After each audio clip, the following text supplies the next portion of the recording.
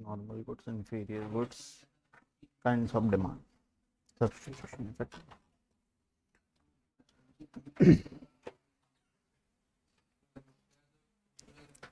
चलो शुरू करते हैं हम लोग, है ना। क्या पढ़ रहे थे लास्ट क्लास में?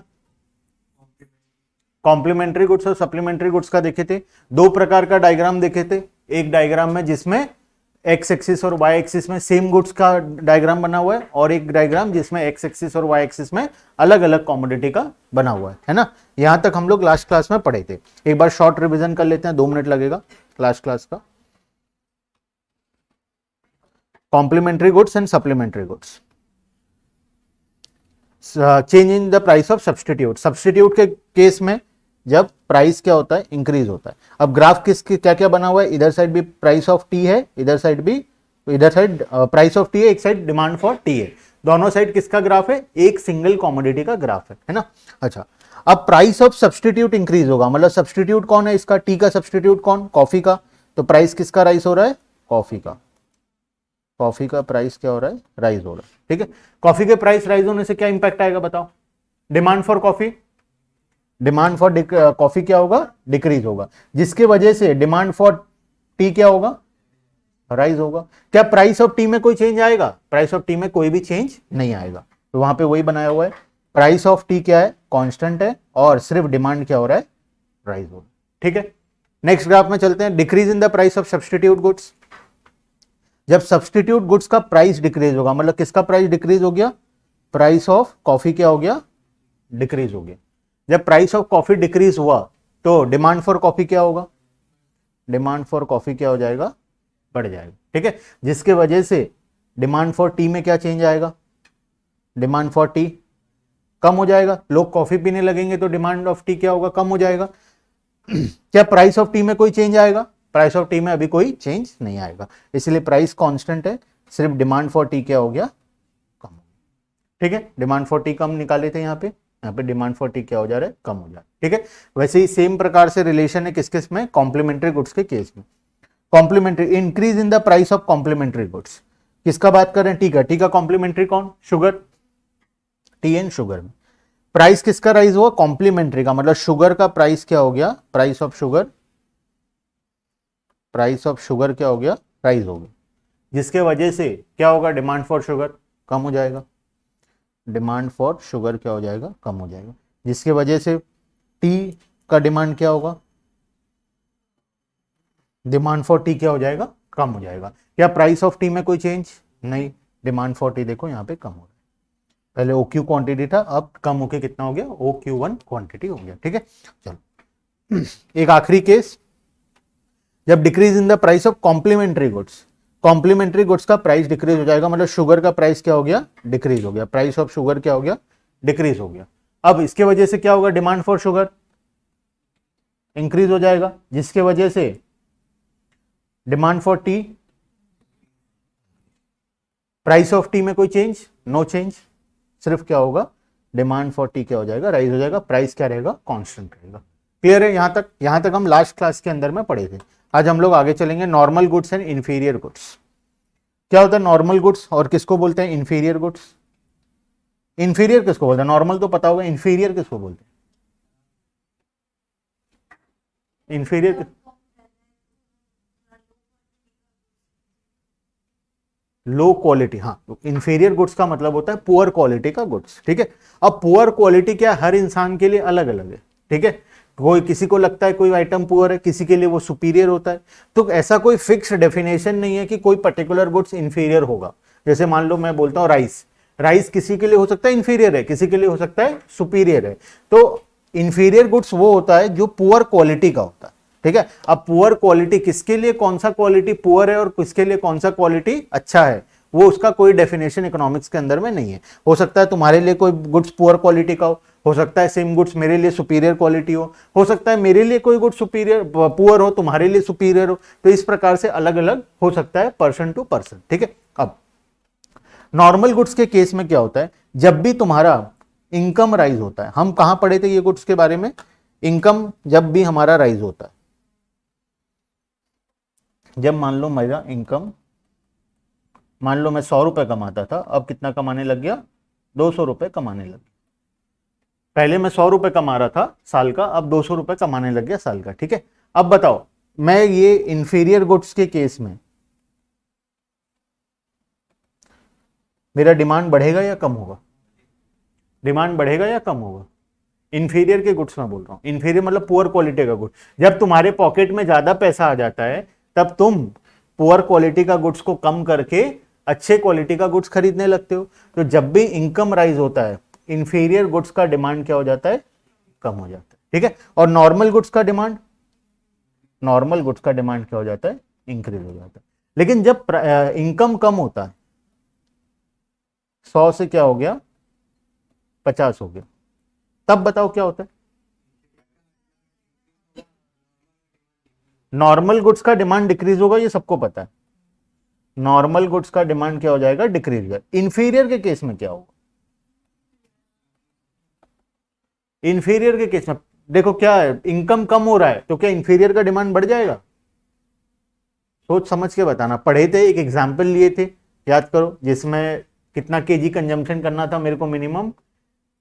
मिनिमम मेरे को 20 केजी कंजम्पशन करना था, जिसमें से 18 केजी में क्या खरीद रहा था? बाजरा खरीद रहा था, और 2 केजी में क्या खरीद रहा था? कोई सुपीरियर क्वालिटी का गुड्स को खरीद रहा था, है ना। जब भी इनकम कम हो जाता है, एक बार फिर से एग्जाम्पल लेना पड़ेगा, याद नहीं है शायद किसी को। मान लो ये मैं हूं,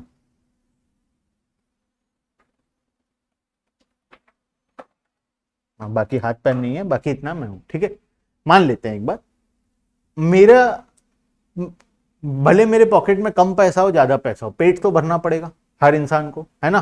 पेट तो भरना पड़ेगा। अगर ज्यादा पैसा है तो मैं अच्छे क्वालिटी का गुड्स कंजम्पशन करके पेट भरूंगा, अगर कम पैसा है तो मैं पुअर क्वालिटी का कंजम्पशन करके पेट भरूंगा।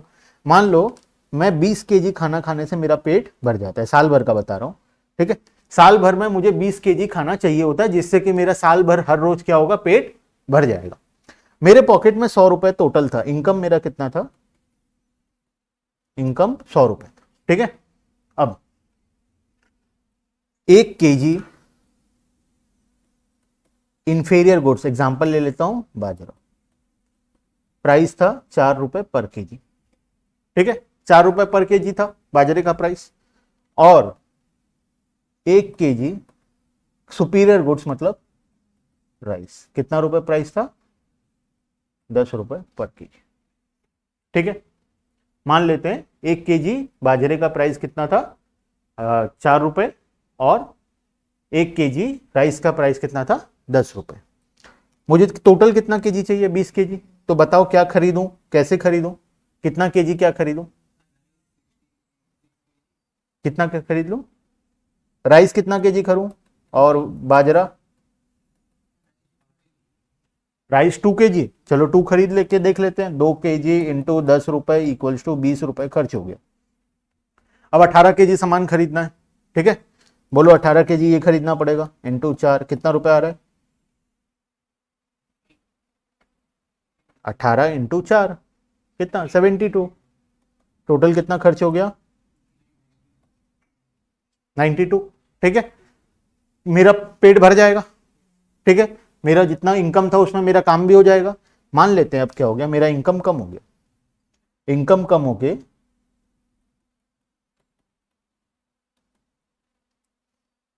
80 हो गया।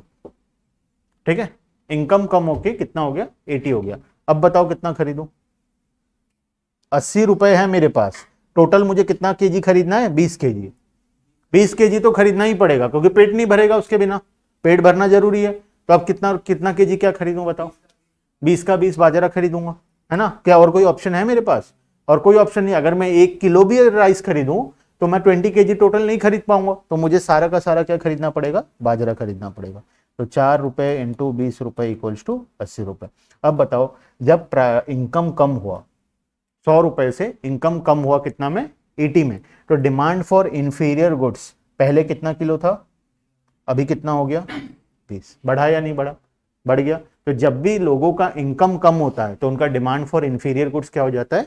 कम हो जाता है। और नॉर्मल गुड्स का डिमांड क्या हो जाता है? नॉर्मल, जब इनकम कम होगा नॉर्मल गुड्स का डिमांड क्या होगा? डिक्रीज होगा। इंफीरियर गुड्स का डिमांड क्या हो जाएगा? इंक्रीज हो जाएगा, है ना।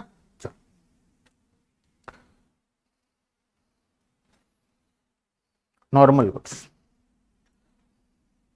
देखना, normal goods refers to those goods whose demand increases with increase in income. जब इनकम इंक्रीज होगा तो उसके साथ हमारा क्या होगा, डिमांड भी इंक्रीज होगा, ठीक है। इंफीरियर गुड्स क्या होता है, inferior goods refers to those goods whose demand decreases with an increase in the income. जब इनकम इंक्रीज होगा डिमांड क्या होगा, डिक्रीज होगा, ठीक है। तो यहाँ पे समरी जैसे लिख लेना, इंफीरियर के बगल में, इनकम जब इंक्रीज होगा डिमांड क्या होगा, डिक्रीज, और इनकम जब डिक्रीज होगा डिमांड क्या होगा, इंक्रीज, ठीक है। वहीं पे नॉर्मल गुड्स के केस में जब इनकम इंक्रीज होगा डिमांड क्या होगा, और जब इनकम डिक्रीज होगा डिमांड भी क्या होगा, डिक्रीज, ठीक है। क्लियर, चलें आगे। चलो, normal goods versus inferior goods. अच्छा, ये जो पॉइंट्स मैं यहाँ पे नहीं पढ़ाया, ये पॉइंट्स में कुछ भी नहीं लिखा है, वो ग्राफ को ही एक्सप्लेन किया हुआ है, ठीक है। एग्जैक्टली सेम चीज जो हम लोग डिस्कस किए वही चीज लिखा हुआ है, ठीक है। कुछ अलग लिखा हुआ नहीं है। यहाँ पे टीवी का एग्जांपल दिया हुआ है, जब टीवी का प्राइस इनकम राइज होता है तो टीवी का भी डिमांड क्या हो जाता है, राइज हो जाता है, बिकॉज टीवी क्या है, नॉर्मल गुड्स है, ठीक है। चलो, नेक्स्ट है हमारा normal goods versus inferior goods का डिफरेंस। क्या देखते हैं, सबसे पहला meaning, normal goods refers to those goods और demand increases with increase in income. और अच्छा, ये कॉम्प्लीमेंट्री लिखा है, सब्स्टिट्यूट, ये हेडिंग गलत है, हेडिंग को काट लो, खाली हेडिंग गलत है, बाकी अंदर सारा पॉइंट सही है। हेडिंग में यहाँ पे लिख देना नॉर्मल गुड्स और यहाँ पे लिख देना इंफीरियर गुड्स। याद से कर लेना, एग्जाम के टाइम में लिख के मत आ जाना, ठीक है। हालांकि एमसीक्यू है तो लिखने का नौबत नहीं आएगा। Meaning, normal goods refers to those goods और demand increases with increase in income, and inferior goods refers to those goods और demand decreases with increase in income, ठीक है। इनकम इफेक्ट क्या होगा बताओ, इनकम इफेक्ट पॉजिटिव या negative? Positive किसको बोलते हैं, जब दोनों सेम डायरेक्शन में जा रहे हैं। नेगेटिव किसको बोलते हैं, जब दोनों ऑपोजिट डायरेक्शन में जा रहा है। तो यहाँ पे देखो, दोनों सेम डायरेक्शन में है या नहीं है, यही भी दोनों सेम डायरेक्शन में है, ठीक है। तो नॉर्मल गुड्स के केस में क्या इफेक्ट आएगा, पॉजिटिव इफेक्ट आएगा। और इंफीरियर गुड्स के केस में क्या आएगा, देखो दोनों ऑपोजिट जा रहा है, एक ऊपर जा रहा है तो दूसरा नीचे जा रहा है, एक नीचे जा रहा है तो दूसरा ऊपर जा रहा है। तो इंफीरियर गुड्स के केस में नेगेटिव इंपैक्ट, यहाँ पे एक में पॉजिटिव और दूसरे में नेगेटिव, ठीक है। Next, relation, there is a direct relation, positive का ही और एक नाम है डायरेक्ट रिलेशन, ठीक है। और यहां पे inverse relation. Example, full cream milk is a normal good if the demand increases with increase in income, toned milk is a inferior goods if it demand decreases with increase in income. जरूरी नहीं है same goods तुम लो, तुम और कोई example भी ले सकते हो, क्योंकि हो सकता है टोन्ड गुड्स मिल्क भी किसी के लिए सुपीरियर गुड्स हो, ठीक है। तो ऐसा जरूरी नहीं है सेम एग्जाम्पल लेना है, ठीक है। चलो, effect on demand curve with change in income. If change in income cause a positive change in demand or for normal goods, whereas negative change occurs in case of inferior goods. So the demand curve of a given commodity affected by change in income in case of normal goods and inferior goods. देखो directly यहाँ जाते हैं, ऊपर बकवास लिखा हुआ है, यहाँ पे आ जाओ डायरेक्टली ग्राफ में, ग्राफ से ही समझ लेंगे, काम हो जाएगा, ठीक है। दो ठो केस लेते हैं अपने, ये ग्राफ में बाद में आएंगे, अपने पहले समझ लेते हैं फिर ये ग्राफ में। दो ठो केस लेते हैं, ये था डिमांड, डिमांड कर्व ऐसा ही होता है, left to right downward sloping, ठीक है। अब इधर साइड क्या है, प्राइस है, इधर क्या है, क्वांटिटी। पहले डिमांड प्राइस में कितना क्वांटिटी डिमांड हो रहा था, ओक्यू क्वांटिटी डिमांड था ओपी प्राइस, ठीक है। मान लेते हैं कोई गुड्स ले लेते हैं, क्या गुड्स लेंगे बोलो, नॉर्मल गुड्स कोई सा भी एक, टीवी ले लो, ठीक है। नॉर्मल गुड्स कुछ भी ले लो, मोबाइल फोन, टीवी, कुछ भी ले। अब मेरा इनकम राइज हो गया, डिमांड क्या होगा, राइज होगा। नॉर्मल गुड्स के केस में जब इनकम राइज होता है डिमांड क्या होता है, राइज होता है। डिमांड क्या होगा, राइज। तो डिमांड टू राइज होगा, उसको तो बना देता हूं मैं, कहां चला जाएगा, ओक्यू क्वांटिटी था तो OQ1 में चला जाएगा राइज होके, ठीक है। क्या प्राइस चेंज हुआ?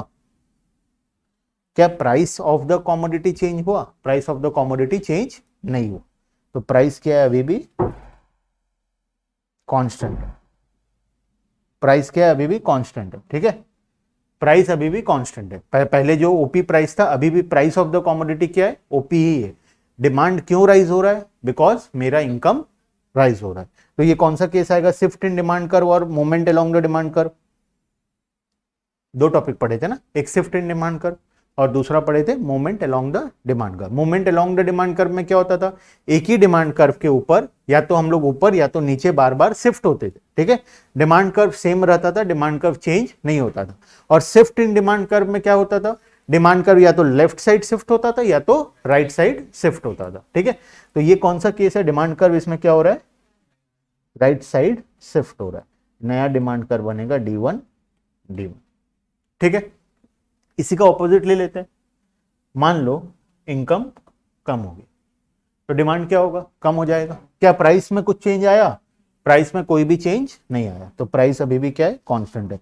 खाली डिमांड क्या हो जाएगा? नया डिमांड कर बना लो OQ2। एक बार राइज हुआ डिमांड फर्स्ट केस में, केस 1 में, और दूसरे केस में क्या हो गया? डिक्रीज हो गया। नया डिमांड कर्व कहां बनेगा? G2। और ये पॉइंट क्या होगा? प्राइस और डिमांड का इक्विलिब्रियम पॉइंट। ठीक है, क्लियर है? तो इसमें किधर साइड शिफ्ट हुआ? लेफ्ट साइड में डिमांड कर शिफ्ट हो गया।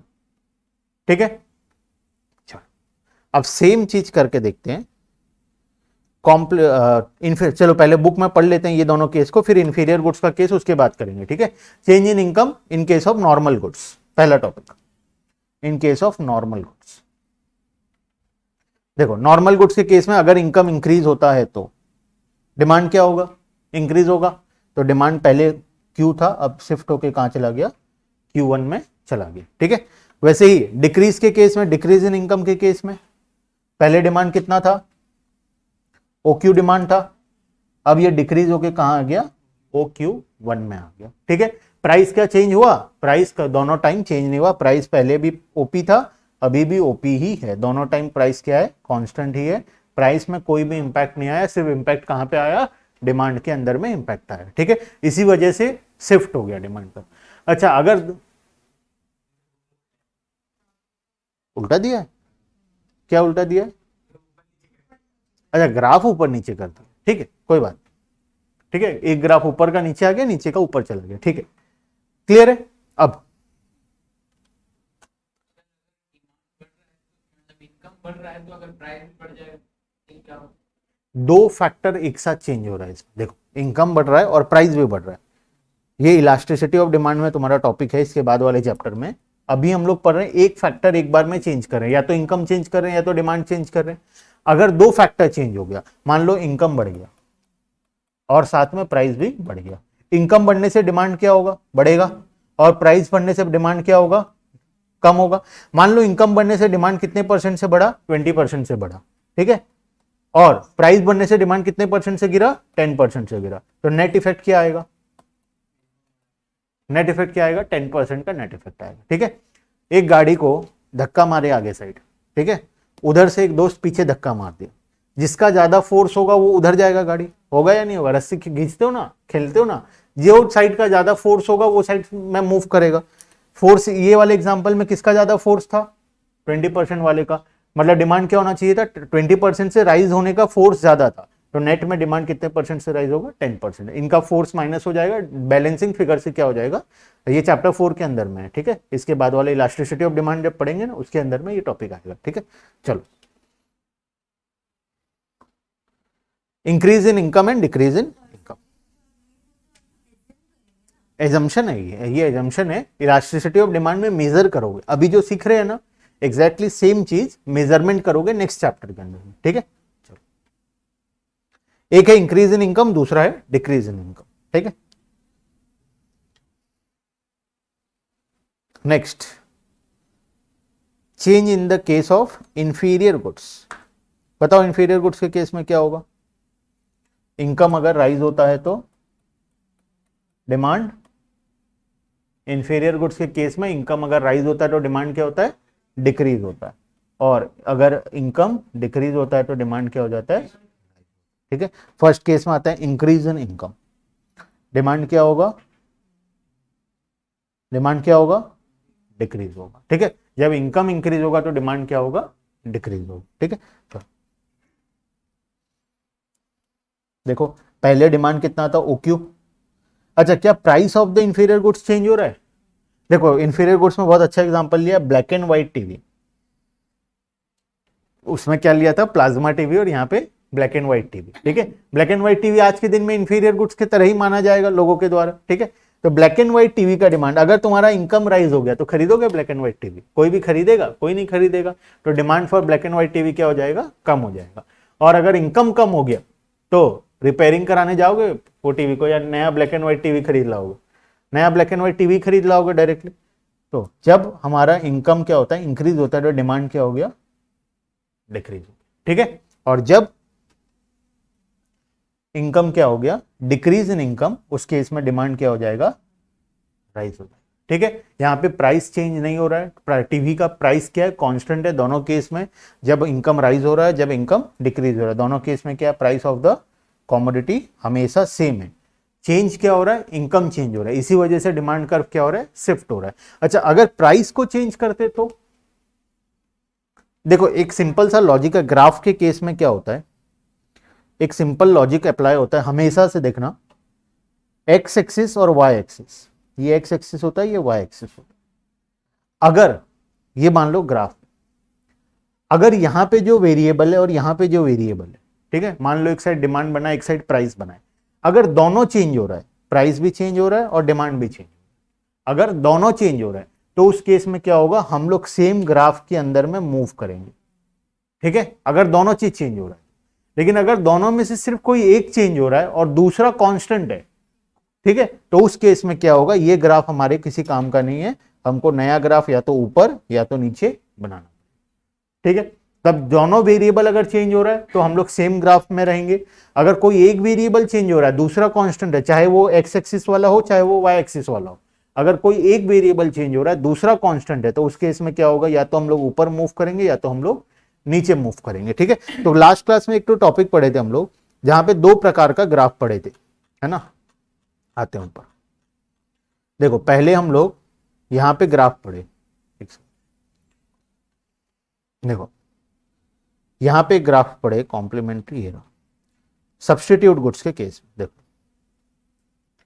यहां पे देखो, इधर साइड हम प्राइस ऑफ कॉफी बनाए थे और इधर हम लोग डिमांड फॉर टी बनाए थे। दोनों वेरिएबल चेंज हो रहा था या नहीं हो रहा था, दोनों वेरिएबल चेंज हो रहा था। तो इस केस में हमको नया ग्राफ बनाना नहीं पड़ा, हम लोग सेम ग्राफ में नीचे पॉइंट से कहां शिफ्ट हो गए, ऊपर पॉइंट में शिफ्ट हो गए। ग्राफ नया नहीं बना, ग्राफ वही का वही है, डी जो कर्व था वो वही है, ठीक है। बिकॉज यहाँ पे क्या हो रहा था, दोनों साइड का वेरिएबल चेंज हो रहा था, ठीक है। और जब एक साइड का वेरिएबल चेंज होगा, जैसे कि अभी नीचे पड़े हम लोग, यहां पे देखो, यहां पे प्राइस ऑफ टी क्या है, कांस्टेंट है, प्राइस ऑफ टी चेंज नहीं हो रहा है। चेंज कौन हो रहा है, सिर्फ एक वेरिएबल जो है डिमांड फॉर टी। तो उस केस में हमको क्या करना पड़ रहा है, नया ग्राफ बनाना पड़ रहा है, पुराना ग्राफ हमारे किसी काम का नहीं, अब नया ग्राफ में हम लोग शिफ्ट हो गए। तो हमेशा जब भी ग्राफ बनाओगे, अगर दोनों वेरिएबल अगर चेंज हो रहा है तो उस केस में क्या होगा, हम लोग movement along the demand curve में रहेंगे, मतलब सेम डिमांड कर्व में हम लोग रहेंगे। और अगर कहीं एक वेरिएबल चेंज हो रहा है, चाहे वो एक्स एक्सिस का हो चाहे वो वाई एक्सिस का हो, तो उस केस में हमारा डिमांड कर्व क्या होगा, या तो ऊपर मूव हो जाएगा या तो नीचे मूव हो जाए। सेम कॉन्सेप्ट सप्लाई के चैप्टर में आने वाला है, सेम कॉन्सेप्ट मार्केट चैप्टर में फिर से आने वाला है, और एग्जैक्टली सेम लॉजिक वहां पे भी अप्लाई होता है, ठीक है। यहां जो लॉजिक अप्लाई हो रहा है एग्जैक्टली सेम लॉजिक वहां पे भी अप्लाई होगा, ठीक है। चलो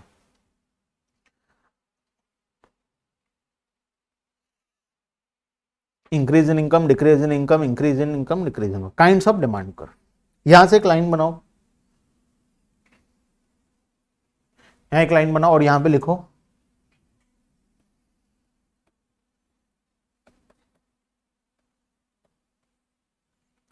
आउट ऑफ सिलेबस, ठीक है। और उसके बगल में लिखना बट वी विल रीड, ठीक है, but we will read. Last में नहीं, अभी पढ़ेंगे, ठीक है, सिलेबस में नहीं है, एग्जाम के टाइम, ताकि तुम लोग उसमें माथापच्ची ना करो। एग्जाम के टाइम में क्या करना है, उसको आउटराइट छोड़ के जाना डायरेक्टली, इसके बाद जो भी टॉपिक, लेकिन ये काम आएगा तुम्हारा फ्यूचर में, इकोनॉमिक्स को ओवरऑल अंडरस्टैंडिंग के लिए ये काम आएगा, इसीलिए हम लोग इसको क्या करेंगे, एक बार पढ़ेंगे। एग्जाम के टाइम में इसको लर्न नहीं करना है, पढ़ना नहीं है, एग्जाम के टाइम में अननेसेसरी चीज पढ़ के टाइम वेस्ट नहीं करना है, जो काम का वही पढ़ना है, इसीलिए अभी सिर्फ हम लोग पढ़ेंगे और एग्जाम के टाइम में तुम लोग इसको छोड़ देना, ठीक है। देखना काइंड्स ऑफ डिमांड, सबसे पहला प्राइस डिमांड। क्या होता है price demand? Price demand refers to relationship between the price and demand for a commodity assuming other factor remaining constant, ठीक है। उसके बाद है इनकम डिमांड। अच्छा, इफेक्ट क्या होता है प्राइस डिमांड के केस में? प्राइस जब बढ़ता है तो डिमांड क्या होता है, कम होता है, और प्राइस जब कम होता है तो डिमांड क्या होता है, बढ़ जाता है, ठीक है। Next income demand, relationship between income and demand, ठीक है, उसको क्या बोलेंगे हम लोग, इनकम डिमांड। तो इनकम जब बढ़ता है तो डिमांड क्या होता है, नॉर्मल गुड्स का केस में बात कर रहे हैं, हमेशा जब तक इंफीरियर नहीं लिखा होगा मतलब नॉर्मल है, अगर इंफीरियर अलग से लिखा है मतलब तुम लोग इंफीरियर का लिखोगे, अगर कुछ नहीं लिखा है मतलब नॉर्मल गुड्स लेके चलना है, ठीक है। डिमांड क्या होगा, डिमांड इंक्रीज होगा, और इनकम अगर कम होगा तो डिमांड भी क्या हो जाएगा, कम, ठीक है। Next cross demand. Cross demand किसको बोलते हैं, पढ़े थे, बताओ। क्रॉस डिमांड किसका, टी और कॉपी, कॉम्प्लीमेंट्री या तो सब्सटीट्यूट। कॉम्प्लीमेंट्री और सब्सटीट्यूट के केस में क्या होता है, क्रॉस डिमांड होता है, एक का प्राइस बढ़ता है तो उसकी वजह से दूसरे का डिमांड में इंपैक्ट आता है, ठीक है। एक का बढ़ेगा तो दूसरे का कम होगा, एक का कम होगा तो दूसरे का बढ़ेगा, cross demand. Cross demand refers to relationship between demand of a given commodity and price of the related commodity. अब ये रिलेटेड दो प्रकार का हो सकता है, या तो कॉम्प्लीमेंट्री हो सकता है या तो सब्सटीट्यूट हो सकता है, ठीक है। नेक्स्ट जॉइंट डिमांड, किसको बोलेंगे जॉइंट डिमांड, जॉइंट डिमांड किसको बोलेंगे, जॉइंट डिमांड पढ़े तो याद करो। एक तो डिफरेंस बिटवीन में, एक डिफरेंस के अंदर में नेचर ऑफ डिमांड में जॉइंट लिखे थे, कहां लिखे थे, कॉम्प्लीमेंट्री के केस में क्या होता है, जॉइंट डिमांड होता है। जॉइंट डिमांड का मतलब, जॉइंट डिमांड का मतलब दोनों का डिमांड एक साथ आएगा, या तो दोनों का डिमांड एक साथ कम होगा। व्हेन टू और more goods are demanded simultaneously, एक साथ चाहिए होता है जिस गुड्स को, to satisfy a particular one, then such demand is called joint demand. For example, demand for sugar, milk, tea leaves is a joint demand as they are demanded together to prepare a tea, ठीक है। Next composite demand। composite demand किसको बोलेंगे, जब कोई एक goods more than one place में use होता है, जैसे कि एग्जांपल मिल्क, बहुत सारा काम करते हैं मिल्क के साथ, है ना। तो कोई पर्टिकुलर गुड्स अगर मोर देन वन प्लेस में यूज हो रहा है तो उसके डिमांड को हम क्या बोलते हैं, कॉम्पोजिट डिमांड बोलते हैं, ठीक है। When a commodity can be put to several uses, बहुत सारे यूज में अगर हम कमोडिटी को ले सकते हैं तो उसके डिमांड को हम क्या बोलते हैं, कॉम्पोजिट डिमांड बोलते हैं। Its demand is known as, for example demand for electricity, demand for electricity is composite demand as it can be used for various purpose like lighting rooms, running the refrigerator, TV, AC, और तो हजार प्रकार का use आ गया आज के दिन में, ठीक है। नेक्स्ट है डेराइव डिमांड। डेराइव डिमांड किसको बोलेंगे, नाम से क्या पता चलता है डेराइव, डेराइव डिमांड मतलब कोई चीज के डिमांड के वजह से उसका डिमांड होना, ठीक है। कोई एक पर्टिकुलर कमोडिटी का डिमांड है, उसके वजह से उसके अदर गुड्स का डिमांड आ रहा है, ठीक है। जैसे कि एग्जांपल शुगर और टी, क्या शुगर सिर्फ टी में यूज होता है, मोबाइल और चार्जर, मोबाइल और चार्जर, मोबाइल का डिमांड बढ़ेगा तो चार्जर का डिमांड बढ़ेगा, है ना। तो उसको हम क्या बोलेंगे, डेराइव डिमांड। खाली चार्जर का डिमांड है ही नहीं, जब तक मोबाइल नहीं बिकेगा तब तक चार्जर का डिमांड है नहीं। लेकिन शुगर और टी के केस में शुगर नहीं भी, टी नहीं भी बिकेगा तो भी शुगर का डिमांड आ सकता है ना। डेराइव डिमांड किसको बोलेंगे, जब तक कोई एक कमोडिटी नहीं बिकेगा तो वो कमोडिटी भी नहीं बिकेगा, जैसे कि मोबाइल एंड चार्जर। मोबाइल जब तक नहीं बिकेगा तो चार्जर का क्या करोगे, है ना। तो इस प्रकार का बहुत सारा चीज है, जैसे एग्जाम्पल एक दिया हुआ है, demand for labour producing cloth, वो लेबर जिसको सिर्फ कपड़ा बनाना आता है, तो इसका डिमांड नहीं होगा जब तक कपड़ा नहीं बिकेगा, है ना। कपड़ा बिकेगा तब तो कपड़ा प्रोड्यूस होगा, तब तो इनका डिमांड आएगा, ठीक है। Next direct demand. नेक्स्ट क्या है, direct demand. When the commodity satisfy the want directly, it is termed as direct demand. Directly अगर कोई कॉमोडिटी तुम्हारे वांट्स को सेटिस्फाई कर रहा है तो उसको क्या बोलते हैं हम लोग, डायरेक्ट डिमांड। जैसे भूख लगा है, खाना खा लो, है ना, डायरेक्टली सेटिस्फेक्शन मिलेगा। Demand for clothes, books, food etcetera is direct demand as this item satisfy the want directly. Next है अल्टरनेटिव डिमांड। ऑल्टरनेटिव डिमांड मतलब कोई एक पर्टिकुलर चीज का डिमांड अगर बहुत सारे तरीकों से हम लोग सेटिस्फाई कर सकते हैं, जैसे कि demand is known as alternative demand when it can be satisfied by different alternative. For example, there are number of option to satisfy the demand for food, like food खाना है तुमको, भूख लगा है तो बहुत सारा आइटम खाने के लिए, रोटी है, राइस है, सलाद है, फ्रूट है, बर्गर, पिज्जा और कितना सारा चीज है ना। तो अगर तो इसको हम लोग क्या बोलते हैं, ऑल्टरनेटिव डिमांड बोलते हैं। मतलब एक चीज का डिमांड है जिसको सेटिस्फाई करने का बहुत सारा तरीका है, ठीक है, उसको हम क्या बोलते हैं, ऑल्टरनेटिव डिमांड बोलते हैं। लास्ट है कॉम्पिटिटिव डिमांड। सिर्फ समझना है, घर में भी पढ़ना नहीं है इसको, ठीक है, सिर्फ समझ लेना है क्या होता है टर्म्स, जाके फ्यूचर में कभी कहीं पे ये टर्म्स पढ़ो तो एक बार में तुमको लगे कि हाँ सुना हुआ है टर्म्स, ठीक है। कॉम्पिटिटिव डिमांड क्या होता है, कॉम्पिटिटिव डिमांड, कॉम्पिटिटिव डिमांड किसको बोलेंगे, जब दो चीज के बीच में कॉम्पिटिशन है ना, एक का डिमांड बढ़ेगा तो दूसरा का कम होगा, एक दूसरे का बढ़ेगा तो पहले का कम होगा। जब दो चीज, कोई भी दो चीज कंपटीशन में, उनको क्या बोलते हैं हम लोग, कॉम्पिटिटिव डिमांड। जैसे टी एंड कॉफी, दोनों एक दूसरे से कंपटीशन कर रहे हैं, टी कॉफी से आगे निकलना चाहता है, कॉफी टी से आगे निकलना चाहता है, उसको हम क्या बोलते हैं, कॉम्पिटिटिव डिमांड बोलते हैं। When two goods are close substitute of each other and increase in demand for them will decrease the demand for the other, then the demand for any one of them is known as competitive demand. For example, increase in the demand of coffee might reduce the demand for tea. Clear है? चलो last point, ये भी out of syllabus है लेकिन पढ़ना है, ठीक है, substitution effect and income effect, ठीक है। अब किसी भी कॉमोडिटी का जो चेंज इन प्राइस की वजह से जो डिमांड चेंज हो रहा है उसमें दो प्रकार का इंपैक्ट आता है, एक आता है सब्स्टिट्यूशन इंपैक्ट और दूसरा आता है इनकम इफेक्ट। सिलेबस में सिर्फ इतना है,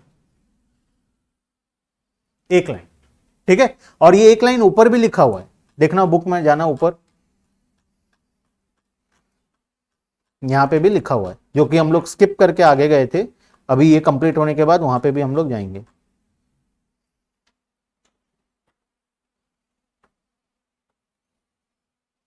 ठीक है, सिलेबस में सिर्फ ये दो लाइन है। अब ये दो लाइन का मीनिंग किसी को समझ में नहीं आया, ठीक है, सिर्फ इतना दे देने से कुछ समझ में नहीं आएगा। Price effect equals to income effect plus substitution effect, इसीलिए इसको समझाने के लिए ये लाइन को हम लोग लास्ट में क्या किया, टॉपिक को दे दिए, ठीक है। तो एक बात देख लेते हैं क्या है टॉपिक।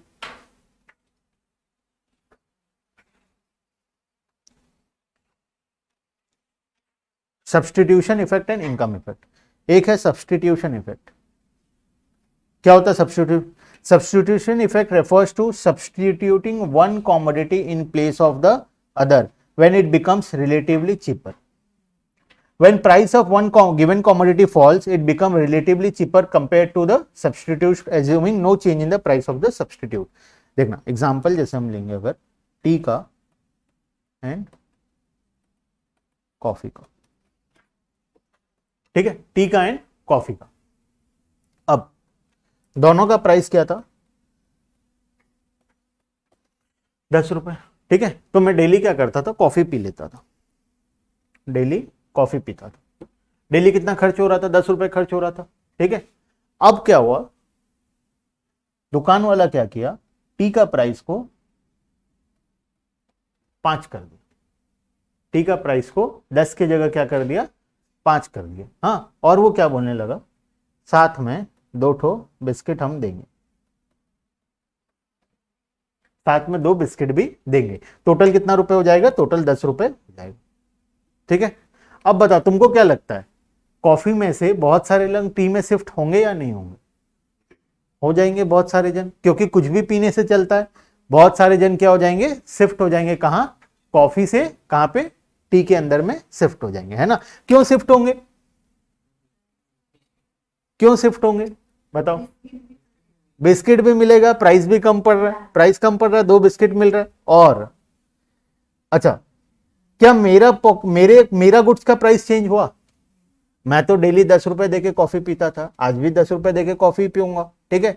मेरा ना पैसा बढ़ा ना पैसा कम हुआ, जितना सामान मिलना चाहिए था उतना ही मिल रहा था, फिर भी मैं क्या किया, शिफ्ट हो गया। क्यों शिफ्ट हो गया? बिकॉज किसी और गुड्स का प्राइस क्या हो गया, कम हो गया। मेरे गुड्स का प्राइस में कोई इंपैक्ट नहीं आया, मैं जो डेली पीता था मैं वही पी रहा था। अचानक से क्या पता चला मुझे कि टी क्या हो गया, सस्ता हो गया, और साथ में उतने ही रुपए में क्या होगा, 2 बिस्किट भी साथ में मिल जाएगा। तो आधे लोग क्या करेंगे, कॉफी से शिफ्ट हो जाएंगे, कहाँ, टी के अंदर में शिफ्ट हो जाएंगे, ठीक है। ये नेचर ही ऐसा है, ठीक है। मैक्सिमम लोगों का है, कुछ एक्सेप्शंस आर ऑलवेज देयर, लेकिन मैक्सिमम लोगों का नेचर है कि मैक्सिमम लोग क्या करेंगे, या चलो डेली नहीं पियेंगे चाय, तो हफ्ते में 2 दिन चाय तो पी लेंगे, बाकी 3-4 दिन कॉफी पीने लगे। जो डेली कॉफी पी रहा था अब वो शिफ्ट हो जाएगा, कुछ दिन क्या करने लगेगा, इसको बोलते हैं सब्सटीट्यूशन इफेक्ट। ये इफेक्ट क्यों आया? मेरे प्रोडक्ट का प्राइस चेंज नहीं हुआ, प्राइस किसका चेंज हुआ, मेरे सब्सटीट्यूट का चेंज हुआ। उसके प्राइस चेंज होने के वजह से मैं क्या करने लगा, अपने आप को सब्सटीट्यूट कर लिया, कहां पे, वो गुड्स के अंदर में सब्सटीट्यूट कर लिया, ठीक है। और नेक्स्ट है income effect. Income effect refers to effect on demand when real income of the consumer changes. Real income क्या होता है, असली पैसा, गांधी जी वाला। रियल इनकम मतलब जो बचता है, मतलब सेविंग्स हो गया वो, तो ये तो नहीं पढ़े थे। रियल इनकम क्या होता है? इनकम और रियल इनकम में क्या डिफरेंस है? इनकम और रियल इनकम में क्या डिफरेंस है? इनकम और रियल इनकम, रियल इनकम में असली पैसा मिलता है, इनकम में नकली पैसा मिलता है, क्या होता है? कुछ तो डिफरेंस होगा, क्या डिफरेंस है? देखो, इनकम और रियल इनकम में क्या डिफरेंस है? इनकम और रियल, मान लो मैं कितना रुपए कमा रहा था, मैं 100 रुपए कमा रहा था, ठीक है। मंथली इनकम मेरा कितना था, 100 रुपए था। अब ये 100 रुपए से मैं क्या करता था, कोई एक सामान खरीदता था हर महीने, जिसका प्राइस कितना था, 100 रुपए। तो हर महीना 100 आता था, मैं सामान खरीद लाता था, काम खत्म हो गया, ना मेरे पॉकेट में कुछ बचा, ना मेरे को कुछ एक्स्ट्रा कहीं से लाके देना पड़ा। 100 मिला, 100 में क्या कर दिया, सामान खरीद के ले आया। 100 रुपए में कितना केजी सामान आ जाता था, 2 केजी सामान आ जाता था, ठीक है। तो मेरा काम हो जाता था। अब मैं जहां काम करता था, मेरा मालिक क्या किया, प्राइस बढ़ा के मेरा सैलरी कितना कर दिया, 150 कर दिया। इनकम बढ़ गया मेरा, 100 रुपए सैलरी मिलता था, अब इनकम कितना हो गया मेरा, 150 रुपए हो गया। 50 रुपए से मेरा सैलरी बढ़ा दिया। अब उसी टाइम ये दुकानदार भी क्या किया, प्राइस, सेम सामान का प्राइस को बढ़ा के 150 कर दिया। सेम सामान का प्राइस को वो भी बढ़ा के कितना कर दिया, 150 का। उसको कहीं से पता चल गया एक्चुअली इसका सैलरी बढ़ा है, तो वो क्या कर दिया, प्राइस भी बढ़ा दिया, ठीक है। अब बताओ, क्या मेरा इनकम रियलिटी में राइज हुआ? नहीं हुआ, है ना। तो इसको हम राइज इन इनकम बोलते हैं। ये राइज इन रियल इनकम नहीं है, ये मेरा रियल इनकम यहाँ पे क्या है, 0 हुआ। राइज इन रियल इनकम क्या है, 0। रियल इनकम होता है, रियल इनकम बोलते हैं परचेजिंग पावर। रियल इनकम किसको बोलते हैं, परचेजिंग पावर। वो पैसा जितना है तुम्हारे पास, उससे तुम कितना गुड्स एंड सर्विसेज खरीद सकते हो, वो क्या है तुम्हारा रियल इनकम। अब पहले मेरा रियल इनकम कितना था, 2 केजी सामान खरीदने का। आज रियल इनकम कितना है, 2 ही केजी सामान खरीदने का। तो क्या मेरा रियल इनकम बढ़ा, रियल इनकम मेरा नहीं बढ़ा, ठीक है। तो जब भी किसी प्रोडक्ट का प्राइस चेंज होता है, क्या रियल इनकम बढ़ता है? तब उस केस में रियल इनकम क्या होता है, इंक्रीज या डिक्रीज होता है। कैसे होता है देखना, बताता हूं। टी एंड कॉफी, 10 रुपए था इसका प्राइस, इसका भी प्राइस था 10 रुपए। पहले मैं क्या पीता था, डेली कॉफी पी रहा था, तो मैं डेली कितना पे कर रहा था, 10 रुपए पे कर रहा था, ठीक है। 10 रुपए में क्या मिल रहा था मुझे, 1 कप कॉफी, 1 कप कॉफी, ये मिल रहा था मुझे, ठीक है। अब टी का प्राइस क्या हो गया, 5 रुपए। तो अब 10 रुपए में मुझे ये कितना मिल रहा है, क्या राइज हुआ मेरा इनकम, परचेजिंग पावर राइज हुआ, क्योंकि पहले मैं 10 रुपए में 1 कप खरीद पा रहा था, अब 10 रुपए में कितना खरीद पा रहा हूं, 2 कप खरीद पा रहा हूं। तो अब मेरा क्या हो गया, परचेजिंग पावर राइज हो गया। तो इसको भले इनकम राइज हो नहीं हो, मेरा इनकम 10 ही है, मेरे पॉकेट में 10 ही रुपया है, लेकिन मेरा रियलिटी में इनकम क्या हो गया, राइज हो गया। और ये केस में मुझे 50 एक्स्ट्रा मिल रहा है, लेकिन रियलिटी में मेरा इनकम राइज नहीं हुआ, क्योंकि मैं 100 रुपए में जितना सामान खरीद पा रहा था 150 में भी उतना ही खरीद पा रहा हूं। ठीक है, तो मेरा रियल इनकम यहाँ पे राइज नहीं हुआ। लेकिन यहाँ पे देखो मेरा इनकम राइज नहीं हो रहा, 10 था आज भी 10 है, लेकिन मेरा रियल इनकम यहाँ पे राइज हो गया, बिकॉज पहले मैं क्या खरीद पा रहा था, 10 रुपए में 1 कप खरीद पा रहा था, अब 10 रुपए में कितना खरीद पा रहा हूं, 2 कप खरीद पा रहा हूं। तो ऑब्वियसली जब किसी गुड्स का प्राइस चेंज होगा, ठीक है, तो उस केस में प्राइस मान लो कम हो गया, तो मेरा रियल इनकम बढ़ेगा या नहीं बढ़ेगा, बढ़ेगा, क्योंकि मैं अब उतने ही रुपए में ज्यादा सामान खरीद सकता हूं, तो ज्यादा सामान खरीद पाऊंगा, रियल इनकम बढ़ गया। तो वही है इनकम इफेक्ट। जब भी किसी प्रोडक्ट का प्राइस चेंज होता है, when effect income effect refers to effect on demand when real income of the consumer changes। जब रियल इनकम क्या होगा, राइज होगा, तो डिमांड क्या होगा, राइज होगा। जब रियल इनकम कम होगा तो डिमांड भी क्या होगा, कम होगा। ठीक है, हम पूरे इकोनॉमिक्स में जब भी इनकम इंक्रीज हुआ और इनकम डिक्रीज हुआ पढ़ेंगे, उसका मतलब है रियल इनकम इंक्रीज हुआ और रियल इनकम डिक्रीज हुआ। हमको इनकम से कोई लेना देना नहीं है, हमको लेना देना किससे, रियल इनकम से ही है। ठीक है, परचेजिंग पावर, रियल इनकम किसको बोलते हैं, परचेजिंग पावर, कि जो हाथ में तुम्हारे पैसा है उससे तुम कितना गुड्स एंड सर्विसेज खरीद सकते हो, वो तुम्हारा रियल इनकम है। ठीक है, real income of the consumer changes due to price of the given commodity. When price of the given commodity falls, जब प्राइस फॉल होगा, it increases the purchasing power, real income of the consumer. As a result, he can purchase more of a given commodity with the same money. ठीक है, तो दो प्रकार के effect पड़े, एक सब्सटीट्यूशन इफेक्ट पड़े, दूसरा इनकम इफेक्ट पड़े। ठीक है, अब चैप्टर यहां पे क्या होता है, समाप्त। ठीक है, अब ऊपर शायद एक छोटा सा टॉपिक बाकी था, देख लेते हैं।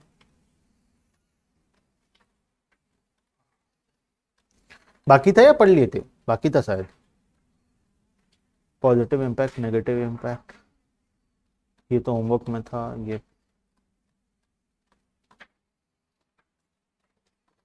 Expansion movement along the demand curve,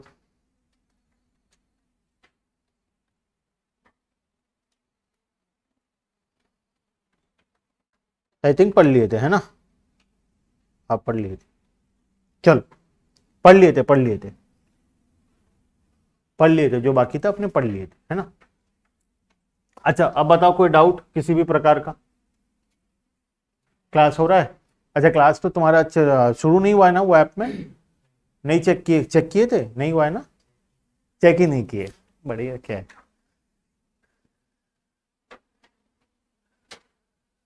तुम्हारा हुआ स्वप्न सारा क्लास पेंडिंग कंप्लीट, चैप्टर 2 का। अच्छा, वो वाले बैच में कौन नहीं कर रहा है क्लास,